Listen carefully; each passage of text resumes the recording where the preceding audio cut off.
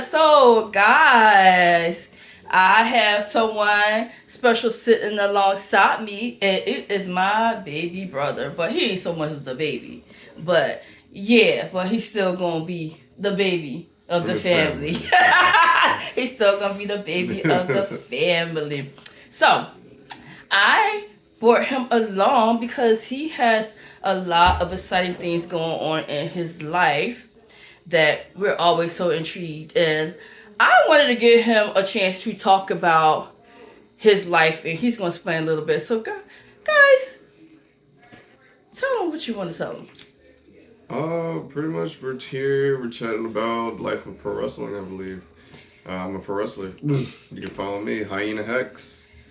Hyena hmm Hex. Hyena Hex. Yep, it's Twitter, Facebook, IG, Hyena Hex. Hyena Two Hex. X's. So, now, okay, watching him grow up as a little boy, I just knew he was going to be in somebody type of sports, or he going to be doing something that was very physical. And I'm not surprised that he got into wrestling. So, bro, what made you want to follow that path to like get into wrestling? Like, what was the stepping stone for you? I enjoyed roughhousing. I was roughhousing y'all when I was younger. Facts. I couldn't sit still. I always had to be in something. Had to get my hands on something or someone. Mm-hmm. But really, it was the rest of the family that got me into it because we were always at each other's throats sometimes. But we always did it for love though. But they had the video games, like the No Mercy games, the WWE Attitude, well WWF Attitude at the time. The ECW game as well on the N64s. So that pushed it a lot on me to continue to watch wrestling. I was like, oh snaps, this is actually amazing.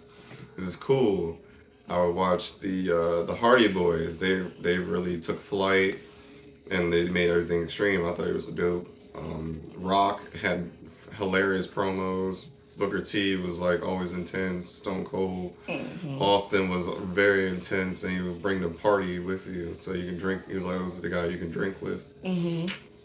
Um, so later on, my dad would show me ECW, and it was like really real. It got really extreme. I was like, but it was different talents. It was very unique. It was different from the other companies, and I was just very intrigued by that. And then years later, in my teens, I would watch a nice anime show called Ultimate Muscle, and it used to come on like Fox Kids every like Saturday morning. And that got me very influenced with it. Bought the video games, played those, still roughhouse with my cousins sometimes here and there. And we would just always watch Monday Night Raw and SmackDown every time. Yeah, so yeah, cause I was always been like a huge wrestling fan. I remember waking up on Saturday mornings watching wrestling. I had my favorites like you took me back with the Stone Cold, Steve Austin, and The Rock, and Yeah. oh, and I'm like, man, that take me back. They take me back. Also, Dad showed us. He had old VHS tapes of like WrestleMania and all of them, the Mm-hmm. Junkyard Dog, Yup. too much Yup. JYD. Needless to say, we were die-hard wrestling fans, but I just find it so Yeah. interesting that you end up taking that path to like really like taking a step further. Yeah, You know what I mean? I had a feeling I was gonna do it. I was like, if I was gonna do it, I might as well just get in shape or like do some kind of activity. So I always stuck with like sports, martial arts, and stayed in the gym a lot. Didn't mean I did my studies and all that stuff, but Mm-hmm. sports was always there. Pro wrestling was always there. So I majored in theater and production. I wanted to see how the entertainment business was like functioning in a sense. So I always was a theater kid too. Mm-hmm. Mm-hmm. Okay, so when do you think what was the first moment like you first had your first chance to like step in the ring or like meet wrestlers? Like what was that like that very first time? Um, it was very. I'm not gonna lie. It was a lot. It was very overwhelming. My anxieties was off the roof. Trying to step into an actual wrestling school where people with famous names have been there, like Bam Bam Bigelow, Blue Meanie, Big Papa Pump. Not Big Papa Pump, but Yeah. Godfather. My bad. But yeah, it was just like Raven was there, like ECW legends, and like it was just intense. I talked to Danny Cage. Well, first I talked to Matt Riddle first before he went out the door. He's in he was in WWE, but like he contacted me, told me what it was, and then I did a month like trying to prepare to take my tryout for them. Okay. And I talked to Danny Cage, and lo and behold, Blue Meanie's there with the blue guy. Yeah. The Blue World Order. And And he's there with Dan. They were just talking to shit, and they're like, "Oh, you're here to try out? Sure, we'll show you some stuff." And I was bumping in the ring. I got in. It felt right, but I just like it was very cold in the ankles for some reason. Okay. There was like a cooling hot feeling, and it was my temperatures were just off, and I was just like, okay, this is happening. I'm bumping in the ring. Okay. And I'm like, ow, this hurts. Oh, I had to get up, do it again. I was like, again? Oh man, there's more to it. Okay, shit. So that's what like started it all. But then when you think about it, it's like that start sent you way up soaring. Like you just took it and ran with it. You just took it and ran with it. It was a lot. It was like I wanted to get it down. I wanted to get it down quick. I had like Damian Priest and QT Marshall at the time. They were training me with Danny Cage and them, and it was just a lot. It was like you can see my hair is like literally my timeline in wrestling. I'm dead serious. When I first met him, I had fully shaved hair. And then it like grew over time, and then I had the twist, and then just fell down, and like throughout the ages, and I was just like, all right, that's how long I've been there. So you want to show him your wrestling hair? My wrestling. Show him your wrestling hair. That's what it is. That's what it is. That's what it is. I'm not gonna lie. I trimmed a little bit this year. I did because it was all the way down to here, and it was getting really overwhelming. I was losing pieces of them and everything. Yeah. So I was like, all right, just cut them like a little bit lower. But my hair grew back so fast, so it's gonna come back again. I'll give it like February. yeah, because it definitely was longer. It was longer. So who is your your inspiration? Like who was did you idolize in the wrestling world? Starting out, I always enjoyed the cool wrestlers, the flashy ones, the like Macho Man, Chris Jericho, the Hardy Boys. To Jerry had flair because he'd bring the Muda Mist. Rob Van Dam was cool as well. Too Cold Scorpio was dope. Yeah. I was like, this man's avian. It was a lot. New Jack was hardcore, and I was like, this guy's like the realest dude and insane. Yeah. There was a lot of people that impressed me on throughout the years of pro wrestling, honestly. And I was just like, I had to do it. I just had to. So how did you come up with your name, Hyena Hex? What inspired that name? It's very. I'm always like the outlaw in a sense. So. I don't like being pushed over or anything. I'm told a lot. So I just wanted that rogue status. Yeah. So I looked up what my spirit animal would be. And it's a hyena. So I was like, oh, I like hyenas. Hyenas are cool. They're smart. It's not a stereo how Lion King puts it. Yeah. They're actually really intelligent and really pack hunters. Okay. And they're cats. And then the hex part, because I like all the spooky spiritual stuff. So I was just like, okay, I'll just do that. I was like, what's cool with this? I always liked X marks the spot or anything like that. So it was very piratey and then more maybe voodoo-y kind of deal at first. So I was getting a little spooky era. So that's what Hyena Hex came to, but Hyena Hex likes to bounce around different roles of an outlaw. So what platforms have you been on that you was able to display your talent? A lot on the East Coast. Mostly Monster Factory Pro Wrestling, One Division Pro Wrestling, We Are One Pro Wrestling, MCW, I just need to just show up there. That's the problem. Just getting to Baltimore Yeah. and like finances people save. Shoot, I was doing stuff with Ring of Honor for a little bit. Doing backstage work. I did get the debut with, on a Ring of Honor show at the Hammerstein Ballroom, the legendary Hammerstein Ballroom of Eastdale. I'm just like, yeah, that's dope. Good. Well, let's just talk about your costumes, though. Like Oh, the costumes. all my gear is custom made. Yes. Always. Yes. I never shopped for the store brand. What's there, you buy it. I was never about that. I was like, no, I'm gonna get my measurements down, and Uh-huh. I'm gonna get this done. I just need to find a gear maker, and Find it. luckily, it's best to talk to a veteran about Mm-hmm. where to get your gear made, because you help out their business, everyone helps out each other. Mm-hmm. Just make sure they stick with their times, because there's some that ain't about. They just want the money and they collect, Just and then collect they be behind on stuff, them. Mm-hmm. and that's the ones you try to avoid. Really, Okay. I ran into a few of But, them. okay.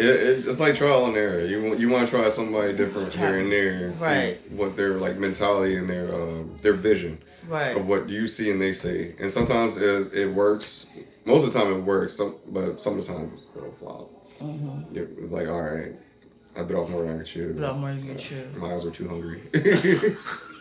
Crack it up, crack it up.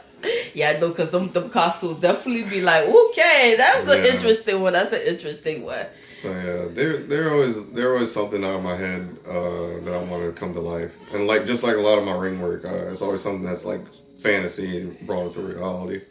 Uh-huh. Uh-huh.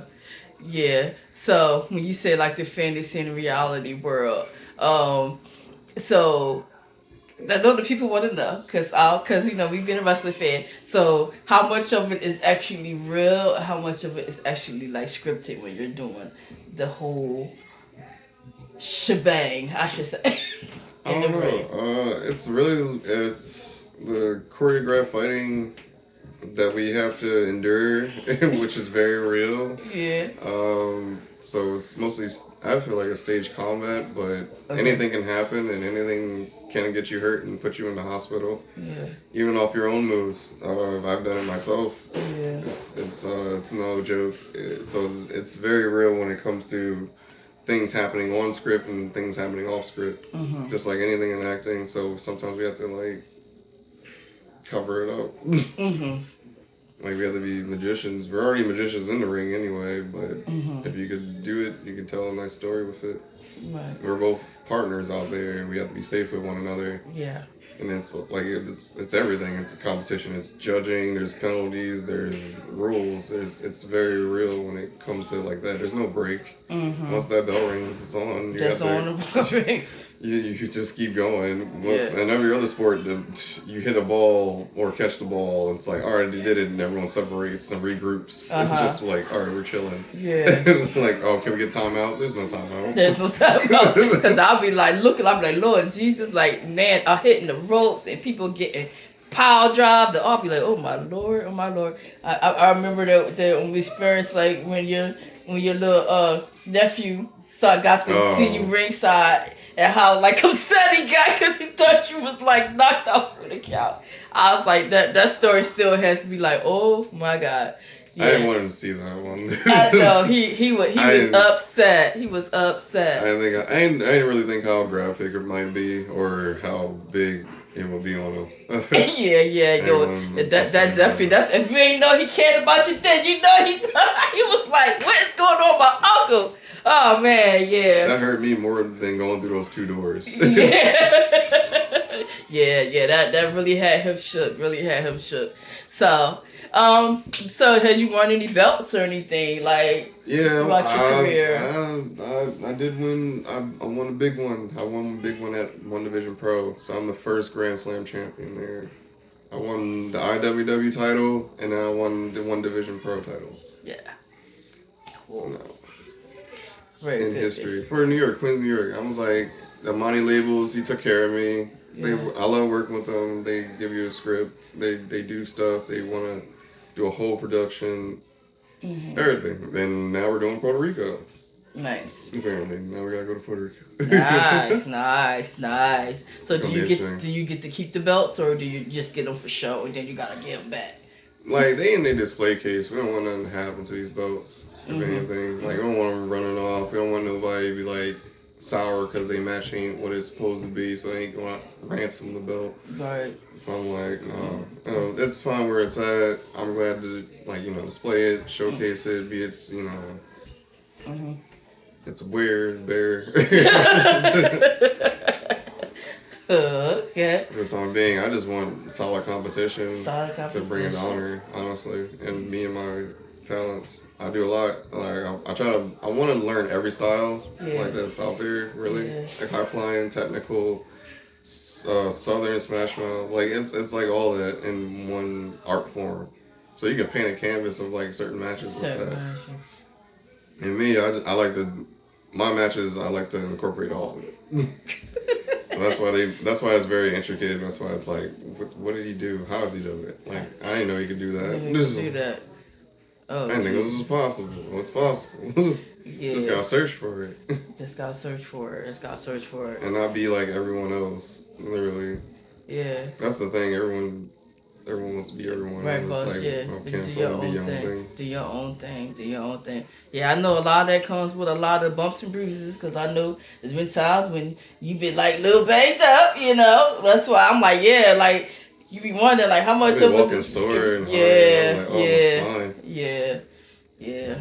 But yeah, I guess with everything you gotta just like. It was like that. I had to go to a chiropractor for a little bit. I was doing that massage, getting those just people just elbow dropping me in there, just getting all these knots out. It was just a lot. Yeah. I was stress eating for a little bit. Yeah. I was like, oh, I had to calm down. You had to calm down. Yeah. Yeah. So yeah, but this been interesting to talk about your journey and stuff like that. 'Cause I know that's something that you love, and another thing that you're talented in. Do you want to tell me a little bit about that real fast? Your other talents that you have. I'm a man of many talents. Mhm. I like to think of myself as a jack of all trades. Yeah. But photography and videography. I like to video edit. I like to do screenwriting here and there. Pretty much mostly production work. That's what I always felt like I meant to be in a just entertainment business Mhm. or some type of media thing. Mhm. Mhm. But mainly that's what I'm doing. You can like find my artwork on Hyena Hex on IG, and there's also a link on there as well. Also on Facebook. I have a smug mug as well, where some more pictures will be posted soon. Yeah. Like I said, man of many talents. Y'all, that's my little bro. It's my little bro. Absolutely. Y'all. And if you do got any plans that need to be, I got y'all. Yeah. So he's very interesting. So I'm glad he agreed to come on and chat with me about a little bit about what he does. And guys, As long as you don't put me in no more head blocks. Crack it up. Oh man, I'm always gonna be big sister, so that ain't ever gonna change. What? So yeah, but yeah, guys, y'all, he dropped his information, so you can always follow him and see what he's up to. If you need them pictures or that videography, taken, hit him up.